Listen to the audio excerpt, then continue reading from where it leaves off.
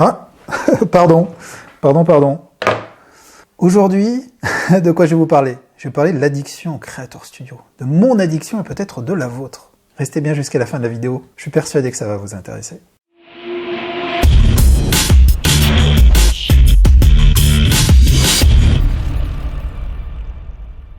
Bonjour à tous, très content de vous retrouver pour cette nouvelle vidéo. Aujourd'hui, je vous parle de l'addiction au Creator Studio. Il faut faire vraiment très attention à cette addiction-là. Vous êtes peut-être addict, même sans le savoir. Et c'est pas une bonne chose en tant que youtubeur. Sur le long terme, vous allez voir que c'est pas une bonne chose. Alors je vous explique.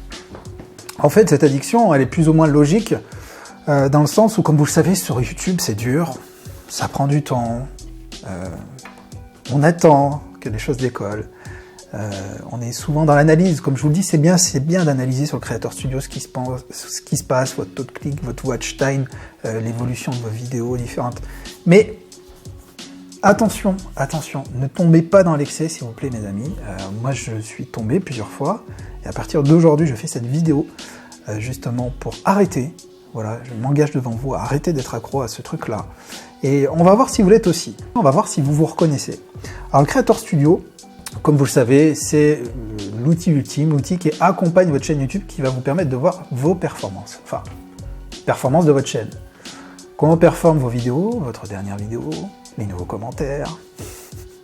Plein de choses qui arrivent au fil de l'eau, voilà, sur votre chaîne. Et vous allez pouvoir contrôler tout ça grâce à cette application. Sur le papier, waouh, c'est génial. Le problème, c'est que, comme vous vous en doutez, va naître assez rapidement une addiction. Enfin, peut naître une addiction, c'est ce qui s'est passé avec moi. Si vous êtes comme moi, vous êtes passionné, vous êtes un youtubeur passionné, et donc vous donnez le meilleur de vous-même.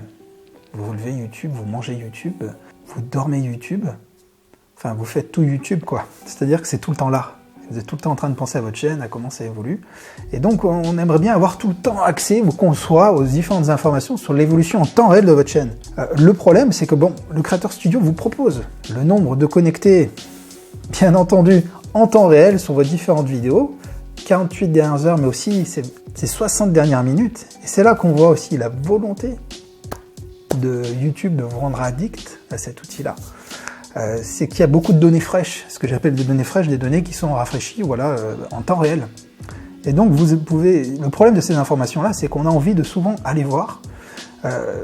Ça peut s'expliquer par ce qu'on appelle dopamine. Alors, la dopamine, vous avez dû en entendre parler. On en parle beaucoup avec les réseaux sociaux. C'est une hormone en fait qui est sécrétée. Ça se passe essentiellement dans le cerveau. Et cette hormone va en fait, face à des bonnes nouvelles ou sur votre application, si vous avez plus de visites que d'habitude, si vous avez des commentaires bienveillants, plein de choses qui peuvent vous encourager, et ben, ça va sécréter de la dopamine, un shot de dopamine, ici, qui est l'hormone du bien-être. Ça va vous faire du bien, vous allez vous sentir bien. Donc mécaniquement, vous allez avoir envie de recommencer l'expérience, inconsciemment. Inconsciemment, je le dis bien. C'est juste que vous allez chercher ce shot de dopamine sans savoir que c'est là, mais vous allez vouloir recommencer l'expérience. Et c'est une des raisons. Une des raisons aussi, c'est de ne pas être rassuré, de se dire j'ai peur qu'il y ait des haters sur ma chaîne, j'ai peur que ça chute d'un coup, ou qu'il y ait une vidéo qui décolle, au contraire. Et donc on a envie d'être là quand ça se passe. Donc on surveille. Comment ça commence? Moi, ça a commencé sur mon PC. J'allais sur le Creator Studio, une fois par jour, 2 fois, 5 fois, 10 fois, 30 fois, 50 fois, voire même beaucoup plus. Je n'ose même pas dire les chiffres. Je pense que j'en ai même pas conscience. Et là, ça commençait à devenir spécial. Quand vous voyez que vous passez plus de temps sur votre Creator Studio qu'à créer du contenu, c'est qu'il y a un souci. C'est que je pense qu'il y a un souci. Deuxième chose, c'est quand vous allez commencer à installer cette satanée application, le Creator Studio, sur votre smartphone. Le souci, c'est que quand vous allez faire ça, vous avez votre drogue dans la poche. C'est-à-dire que si vous êtes plus sur votre ordinateur, mais vous êtes avec des amis, en train de vous balader ou de faire autre chose, hop, vous allez prendre le téléphone, regarder en temps réel. Qu'est-ce qui se passe? Ma dernière vidéo, est-ce qu'elle performe? Est-ce qu'il n'y a pas un nouveau hater qui a mis quelque chose d'horrible sur moi? Est-ce que je me fais pas insulter? Est-ce qu'au contraire, une vidéo n'est pas en train de décoller? Donc tout de suite, vous reprenez votre téléphone, vous regardez. Et ça devient une drogue dure. Ça devient une drogue dure. Quoi qu'il se passe, vous ne pourrez rien y faire de toute façon sur le moment. En plus, vous vous rendez pas compte, mais vous, ce que vous attendez, c'est votre shot de dopamine, donc vous en oubliez le contexte au bout d'un moment, hein, j'exagère pas, hein. Vous en oubliez le contexte et ce qui se passe autour de vous. Le fait que quelqu'un vous parle, le fait que vous soyez à table, le fait que voilà, vous fassiez quelque chose d'important. Vous allez sortir votre téléphone à des moments improbables, aux toilettes, etc. Et ça ne changera rien, en fait, vous perdez du temps, vous allez juste chercher votre shot de dopamine. Moi, il m'arrive des fois d'aller sur Creator Studio en l'espace d'1 heure, je ne sais pas combien de fois, à regarder. Donc, en fait, la solution, on la connaît, mais on ne s'y tient pas. C'est-à-dire, et aujourd'hui, c'est pour ça que je fais cette vidéo, je m'engage devant vous à le faire, c'est de désinstaller tout de suite cette application. Je le fais de suite. Je la désinstalle. Mais vous allez me dire, je l'ai déjà sûrement fait. Oui, je l'ai fait des dizaines et des dizaines de fois, ce que je viens de faire. Le souci, c'est qu'on se cherche des excuses. Tout ça pour aller chercher le petit shot de dopamine. Par exemple, si je sors une vidéo, que je la programme et que je ne suis pas à l'atelier, dans mon studio, au moment que cette vidéo va sortir sur ma chaîne principale, je sais que je vais avoir plusieurs milliers de vues les premières heures qui suivent le lancement de ma vidéo, et que je ne vais pas voir ce qui se passe, je ne vais pas voir les commentaires. Et là, ça peut m'angoisser. Donc je me dis, hop, vite, je vais vite réinstaller l'application, mais promis, je la désinstalle une fois que la vidéo aura 24 ou 48 heures.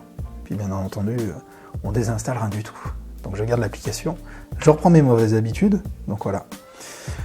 Donc il faut vraiment arriver petit à petit avec des petites étapes. On peut arriver à bloquer l'application avec d'autres applications tierces bloquées par des codes qui m'empêchent de réinstaller cette application.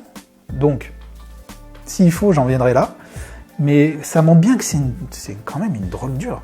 C'est quand même une drogue dure. Avoir le besoin d'aller regarder et avoir conscience que ça ne sert à rien de le faire, mais le faire quand même, là ça me devient ridicule.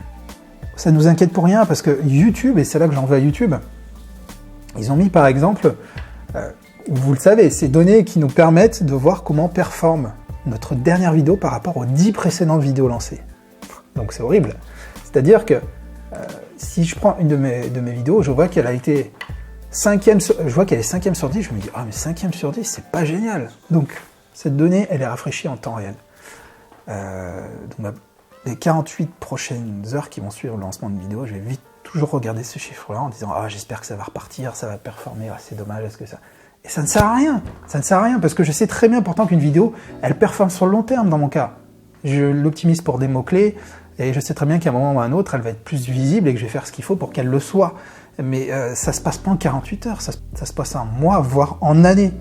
Donc ben voilà, j'ai beau avoir les données et le savoir, ça en est ridicule. Donc aujourd'hui, je m'engage à ne plus installer cette application, quelle qu'en soit l'excuse, que je sois en vacances, que je sois je ne sais pas où ou autre, tant pis.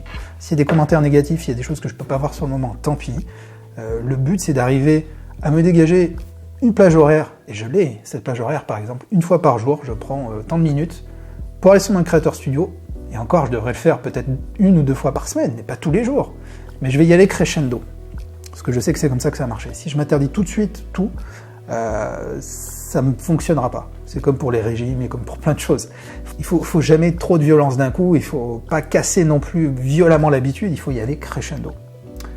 Là, j'aurais pu installer quelque chose qui me limite l'ouverture de mon application sur mon smartphone. Mais je sais que ça n'avait pas fonctionné pour moi. Le fait de dire, je pourrais ouvrir l'application qu'une fois par jour, ça existe, hein, des applications qui comptent le nombre d'ouvertures, ou alors je ne pourrais l'ouvrir qu'après 18 h, ou entre 18 et 19 h. Voilà, vous pouvez paramétrer ce genre de choses. Donc voilà, songez-y. Là, j'ai plusieurs années en tant que youtubeur de recul, et je vous certifie qu'avec le temps, ça va s'installer de plus en plus, si vous ne prenez pas vos dispositions. Ça peut paraître anodin, et je peux donner l'impression d'exagérer, mais c'est faux. C'est faux. Croyez-moi, c'est une drogue. C'est une véritable drogue. Voilà. Bon, écoutez, je me suis engagé aujourd'hui. On verra dans le temps ce que ça a changé. Par exemple, je vais vous donner des exemples. Ça me vient comme ça. Je suis avec ma compagne, je suis sur mon canapé, je regarde la télé, j'ai mon smartphone. Et d'un coup, un message de hater. Ah, t'as vu, celui-là, il a dit que je peignais moins bien que son fils de 3 ans. Qu'est-ce que j'ai vu comme message de hater sur ma chaîne de peinture, hein. Oui, il dit qu'il m'embaucherait même pas pour peindre ses murs, c'est dégueulasse. Du coup, je m'énerve, je suis comme ça, je lis des messages comme ça, et je gâche tout en fait. Parce que je suis censé être un moment où je suis avec d'autres gens, où on passe un bon moment, on regarde la télé, on fait des trucs et tout, on est dans du divertissement, que vous soyez avec des amis ou autres, et vous cassez tout, vous cassez tout, et vous vous énervez, et vous allez après penser plus qu'à ça, Alors que ça aurait changé quoi? Si j'avais vu ce message le lendemain, ça aurait été mieux. J'aurais continué à passer un bon moment et je me serais peut-être énervé pour rien. Tout seul, le lendemain, ça aurait peut-être été plus approprié. Voilà. Voilà entre autres pourquoi si je vais arrêter. Mais voilà, on essaye on se cache derrière ça. Ah bah j'ai un peu de temps. Ah bah j'ai peur que... Ah bah peut-être que j'aurai une idée en regardant ça. Donc ça en devient ridicule. Donc s'il vous plaît, n'installez pas cette application. Dites-moi en commentaire ce que vous allez faire. Dites-moi ce que vous en pensez. C'est super. Je trouve ça super important. J'aimerais vraiment avoir votre retour. Pour ceux qui ne me connaissaient pas, je m'appelle Anthony Chamboul, je suis artiste peintre et youtubeur. Je vis de mes passions. Et voilà, vous pouvez vous abonner sur cette chaîne si vous voulez continuer à recevoir des petits conseils et un petit feedback voilà, de ma vie de youtubeur, hein, finalement, comme je l'ai fait aujourd'hui avec vous. Je vous propose aussi une vidéo en description, 21 techniques pour performer sur YouTube. C'est tous mes petits hacks, mes petites astuces qui vous permettront d'aller un peu plus vite si vous vous lancez sur YouTube. Pour pas perdre trop de temps, c'est déjà assez compliqué comme ça. Et il y a aussi plein de petites ressources, des boutons transparents, voilà, etc. Moi je vous remercie, puis je vous dis à très bientôt pour une autre vidéo. À très bientôt les amis, ciao ciao.